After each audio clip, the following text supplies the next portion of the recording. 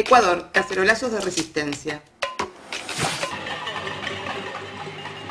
Un cacerolazo contra el gobierno y por la vida ante el mal manejo de la pandemia del coronavirus y las últimas medidas económicas estalló la noche del domingo 12 de abril en Ecuador, convocado por diversos colectivos y organizaciones sociales, barriales, de trabajadores indígenas y de religiosos progresistas. La ruidosa protesta se hizo sentir en Quito, Cuenca y otras ciudades en el mismo momento que el ministro de Economía, Richard Martínez, anunciaba en cadena nacional la retención de un porcentaje de los salarios de los trabajadores para crear un fondo gubernamental para combatir la pandemia.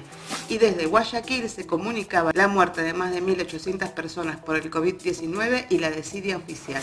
El inepto y negligente presidente neoliberal Lenín Moreno trató de desviar la atención popular con un fallo contra el expresidente Rafael Correa que busca impedir que sea candidato nuevamente.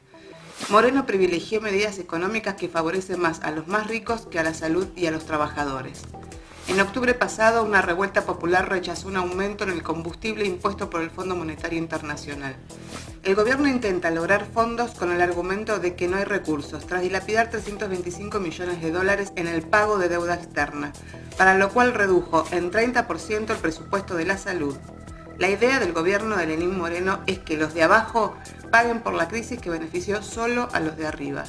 Espera el aporte de 500 millones de las grandes empresas, a las que condonó 987 millones de remisión tributaria, pero de las remuneraciones de los trabajadores privados y estatales intenta extraer entre 650 y 800 millones de dólares con una reducción inconstitucional e inhumana de sus salarios. El Centro de Derechos Económicos y Sociales denunció que las medidas anunciadas por Moreno no prohíben despidos, no garantizan ingresos para desempleados y trabajadores informales, no demuestran financiamiento suficiente para detener la crisis sociosanitaria y delega a privados el fideicomiso de la emergencia. La pandemia golpeó al país sin un centavo en las cuentas del Estado y con una deuda histórica de más de 65.000 millones de dólares. Mientras cayó el precio del petróleo, las ventas, las exportaciones y el pago de tributos. La Confederación de Nacionalidades Indígenas del Ecuador, la poderosa CONAIE, consideró que las medidas revelan un gobierno incapaz de garantizar bienestar social y económico al pueblo.